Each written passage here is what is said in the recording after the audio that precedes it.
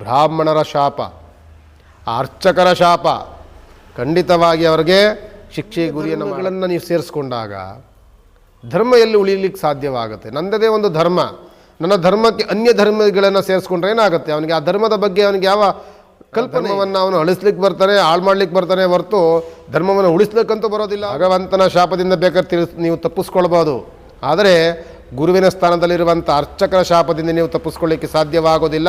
ಇದು ಕಟ್ಟಿಟ್ಟ ಬುತ್ತಿ.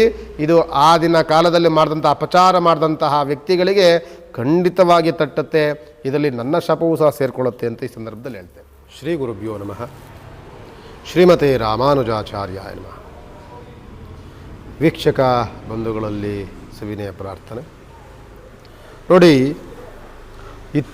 ಇತ್ತೀಚಿನ ದಿನಗಳಲ್ಲಂತೂ ಒಂದು ರೀತಿಯಾದಂತಹ ಮಹಾವಿಷ್ಣುವಿನ ಭಕ್ತರಿಗೆ, ತಿರುಪತಿಯ ಶ್ರೀ ವೆಂಕಟೇಶ್ವರ ಸ್ವಾಮಿಯ ಭಕ್ತರಿಗಂತೂ ದೊಡ್ಡ ಆಘಾತವನ್ನು ಉಂಟು ಮಾಡಿತ್ತು. ಏಕೆಂದರೆ ನಿಮಗೆಲ್ಲರಿಗೂ ಸಹ ಗೊತ್ತಿರುವ ರೀತಿಯಲ್ಲಿ ಅಲ್ಲಿ ನಡೆಯುವಂತಹ ಪ್ರಸಾದಗಳಲ್ಲಿ ಆದಂತಹ ಅಪಚಾರಗಳು, ಪ್ರಸಾದದಲ್ಲಿ ನಡೆದಂತಹ ಅವಮಾನಗಳು, ಅದು ಭಕ್ತರಿಗೆ ಮಾಡಿದಂತಹ ಪ್ರಸಾದದ ಅಪಚಾರಗಳಲ್ಲ, ಭಗವಂತನಿಗೆ ಮಾಡಿದಂಥ ಅಪಚಾರ. ಅದು ಭಕ್ತನಿಗೇನು ಗೊತ್ತಿರೋದಿಲ್ಲ, ನೀವೇನು ಕೊಟ್ಟರು ತೆಗೆದುಕೊಳ್ತಾನೆ. ಅವನು ಭಕ್ತಿ, ಅವನು ಏನು ಬೇಕಾದ್ರೂ ನೀವೇನು ಕೊಟ್ಟಿದ್ರು ಅದು ಪ್ರಸಾದ ಅಂತ ತೆಗೆದುಕೊಳ್ತಾನೆ. ಆದರೆ ಅಲ್ಲಿ ನಡೆದಂತಹ ಘಟನೆಗಳು, ಅಲ್ಲಿ ಮಾಡಿದಂತಹ ವ್ಯವಹಾರಗಳಿದೆಯಲ್ಲ, ಅಕ್ಷಮ್ಯ ಅಪರಾಧ. ಯಾರೂ ಸಹ ಆ ಅಪರಾಧವನ್ನು, ಕ್ಷಮಿಸಲಾಗದಂಥ ಅಪರಾಧವನ್ನು ಮಾಡಿರುವಂಥದ್ದು ತಿರುಪತಿಯ ವೆಂಕಟೇಶ್ವರ ಸ್ವಾಮಿಯ ಪ್ರಸಾದದ ವಿಚಾರದಲ್ಲಿ. ನಾವು ತಿರುಪತಿಗೆ ಯಾತ್ರೆಗೆ ಹೋಗಿ ಬಂದರೆ ತಿರುಪತಿ ವೆಂಕಟೇಶ್ವರ ಸ್ವಾಮಿಗೆ ಎಷ್ಟು ತಲೆಬಾಗಿ ನಮಸ್ಕರಿಸಿ ಅವನ ದರ್ಶನದ ಆ ಪುನೀತತೆಯನ್ನು ನಾವು ಪಡ್ಕೊಂಡು ಬಂದಿರ್ತೀವೋ, ಅಲ್ಲಿಂದ ಬಂದ ನಂತರದಲ್ಲಿ ಆ ಪ್ರಸಾದಕ್ಕೂ ನಾವು ಅಷ್ಟೇ ಗೌರವವನ್ನು ಕೊಡ್ತೇವೆ. ಆ ಪ್ರಸಾದ, ತೀರ್ಥ ಅದೆಲ್ಲವನ್ನು ತೆಗೆದುಕೊಂಡು ಬಂದು ನಮ್ಮ ಮನೆಯ ದೇವ್ರ ಮನೆಯಲ್ಲಿಟ್ಟು ಮತ್ತೆ ನಾವು ಆ ಪ್ರಸಾದಗಳಿಗೆ, ತೀರ್ಥಗಳಿಗೆ, ಅಲ್ಲಿ ಬಂದಂತಹ ವಸ್ತು ಏನು ತಂದಿರ್ತೀವೋ ಅದಕ್ಕೆಲ್ಲವೂ ಸಹ ಒಂದು ಆರಾಧನೆ, ಪೂಜೆಗಳನ್ನು ಮಾಡಿ ನಮ್ಮ ಬಂಧುಗಳಿಗೋ ನೆಂಟರಿಷ್ಟರಿಗೆ ಆ ಪ್ರಸಾದವನ್ನು ಹಂಚಿ ಬರುವಂತಹ ಪದ್ಧತಿಗಳನ್ನು ನಮ್ಮಲ್ಲಿ ರೂಢಿಯಲ್ಲಿ ಬಂದಿರುವಂಥದ್ದು. ಅಂತಹ ಆ ಲಡ್ಡು ಪ್ರಸಾದಕ್ಕೆ, ಅಂತಹ ಮಹಾಪ್ರಸಾದಕ್ಕೆ ಅಪಚಾರವನ್ನು ಮಾಡಿದಂತಹ ವ್ಯಕ್ತಿಗಳನ್ನು ಭಗವಂತ ಖಂಡಿತವಾಗಿ ಶಿಕ್ಷೆಗೆ ಗುರಿಯನ್ನು ಮಾಡ್ತಾರೆ. ನೀವು ನೋಡಿರ್ಬೋದು, ರಾಮಾಯಣದಲ್ಲಿ ರಾವಣ ಅತ್ಯಂತ ಶಿವನ ಭಕ್ತ. ಶಿವನನ್ನು ಅನನ್ಯವಾಗಿ ಆರಾಧನೆಯನ್ನು ಮಾಡಿದಂಥವನು, ಶಿವನನ್ನು ಒಲಿಸಿಕೊಂಡು ಆತ್ಮಲಿಂಗವನ್ನೇ ಪಡೆದಂತಹ ರಾವಣ ಅತ್ಯಂತ ಶಿವಭಕ್ತ. ಭಕ್ತನಾಗಿದ್ದರೂ ಸಹ ಯಾರು ಅಧರ್ಮವನ್ನು ಹಿಡಿತಾರೋ, ಲೋಕಕ್ಕೆ ಮಾರಕವಾಗಿ ಕಂಟಕವಾಗ್ತಾರೋ, ಅನ್ಯಾಯದ ಮಾರ್ಗಗಳನ್ನು ಆರಿಸ್ಕೊಳ್ತಾರೋ, ಎಂತಹ ಭಕ್ತನಾಗಿದ್ದರೂ ಸಹ ಅಂತನ ಭಕ್ತನ ಕೈಯನ್ನು ಭಗವಂತ ಹಿಡಿಯೋದಿಲ್ಲ.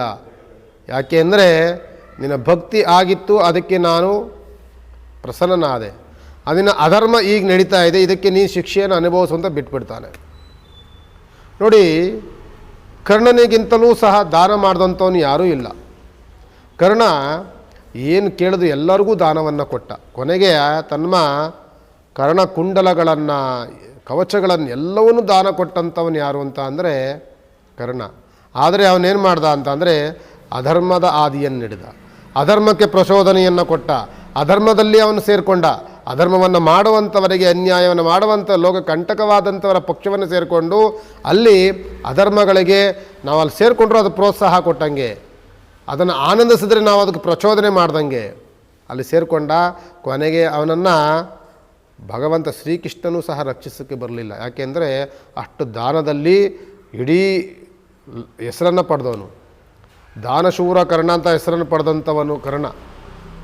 ಇಡೀ ದೇವಲೋಕದಲ್ಲಿ ದೇವತೆಗಳಿಗೂ ಆ ಬಿರುದು ಬರಲಿಲ್ಲ.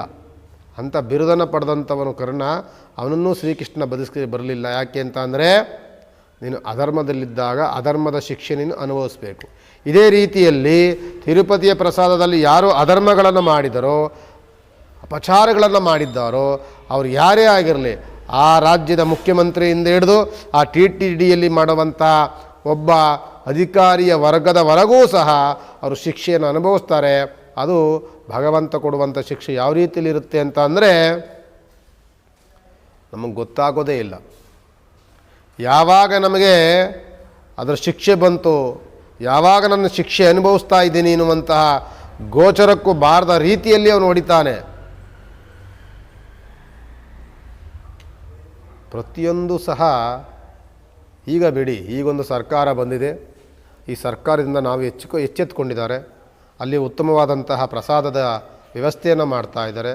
ಭೋಜನಾದಿಗಳಿಂದ ಹಿಡಿದು ಅನ್ನ ಪ್ರಸಾದದಿಂದ ಹಿಡಿದು ಲಡ್ಡು ಪ್ರಸಾದವರೆಗೂ ಸಹ ಉತ್ತಮವಾದಂತಹ ಪ್ರಮಾಣ, ಉತ್ತಮವಾದಂತಹ ಎಲ್ಲ ರುಚಿ, ಎಲ್ಲ ಪ್ರತಿಯೊಂದು ಸಹ ಅಲ್ಲಿ ವಿಶ್ಲೇಷಣೆಯನ್ನು ಮಾಡ್ತಾ ಇದ್ದಾರೆ. ಈಗಿರುವಂತಹ ಹೇಗೆ ಅಂತಂದರೆ, ನಾವು ನೋಡಿರ್ಬೋದು, ಅನ್ಯ ಧರ್ಮಗಳನ್ನು ನೀವು ಸೇರಿಸ್ಕೊಂಡಾಗ ಧರ್ಮ ಎಲ್ಲಿ ಉಳಿಲಿಕ್ಕೆ ಸಾಧ್ಯವಾಗುತ್ತೆ? ನನ್ನದೇ ಒಂದು ಧರ್ಮ, ನನ್ನ ಧರ್ಮಕ್ಕೆ ಅನ್ಯ ಧರ್ಮಗಳನ್ನು ಸೇರಿಸ್ಕೊಂಡ್ರೆ ಏನಾಗುತ್ತೆ? ಅವನಿಗೆ ಆ ಧರ್ಮದ ಬಗ್ಗೆ ಅವನಿಗೆ ಯಾವ ಕಲ್ಪನೆ ಇದೆ? ನನ್ನ ಧರ್ಮವನ್ನು ಅವನು ಅಳಿಸ್ಲಿಕ್ಕೆ ಬರ್ತಾನೆ, ಹಾಳು ಮಾಡಲಿಕ್ಕೆ ಬರ್ತಾನೆ ಹೊರತು ಧರ್ಮವನ್ನು ಉಳಿಸ್ಲಿಕ್ಕಂತೂ ಬರೋದಿಲ್ಲ ಅವನು. ಅಂತಹ ಕೆಲಸ ಮಾಡಿದಂಥವರು ಹಿಂದಿನ ಮುಖ್ಯಮಂತ್ರಿಗಳು, ಹಿಂದೆ ಇದ್ದಂಥ ಮುಖ್ಯಮಂತ್ರಿಗಳು, ಖಂಡಿತವಾಗಿ ಅವರಿಗೆ ಭಗವಂತನ ಶಿಕ್ಷೆ ಆಗುತ್ತೆ. ಅದೇ ರೀತಿಯಾಗಿ ಸಾಕ್ಷಾತ್ ಅರ್ಚಕೋ ಶ್ರೀಮನ್ ಹರಿ ಅಂತ ಹೇಳ್ತಿರ್ತೀವಿ. ಬ್ರಾಹ್ಮಣರ ಶಾಪ, ಆ ಅರ್ಚಕರ ಶಾಪ ಖಂಡಿತವಾಗಿ ಅವರಿಗೆ ಶಿಕ್ಷೆಗೆ ಗುರಿಯನ್ನು ಮಾಡುತ್ತೆ. ಭಗವಂತನ ಶಾಪದಿಂದ ಬೇಕಾದ್ರೆ ನೀವು ತಪ್ಪಿಸ್ಕೊಳ್ಬೋದು, ಆದರೆ ಗುರುವಿನ ಸ್ಥಾನದಲ್ಲಿರುವಂಥ ಅರ್ಚಕರ ಶಾಪದಿಂದ ನೀವು ತಪ್ಪಿಸ್ಕೊಳ್ಳಿಕ್ಕೆ ಸಾಧ್ಯವಾಗೋದಿಲ್ಲ. ಇದು ಕಟ್ಟಿಟ್ಟ ಬುತ್ತಿ. ಇದು ಆ ದಿನ ಕಾಲದಲ್ಲಿ ಮಾಡಿದಂಥ ಅಪಚಾರ ಮಾಡಿದಂತಹ ವ್ಯಕ್ತಿಗಳಿಗೆ ಖಂಡಿತವಾಗಿ ತಟ್ಟುತ್ತೆ. ಇದರಲ್ಲಿ ನನ್ನ ಶಾಪವೂ ಸಹ ಸೇರಿಕೊಳ್ಳುತ್ತೆ ಅಂತ ಈ ಸಂದರ್ಭದಲ್ಲಿ ಹೇಳ್ತೇನೆ. ನಮಸ್ಕಾರ.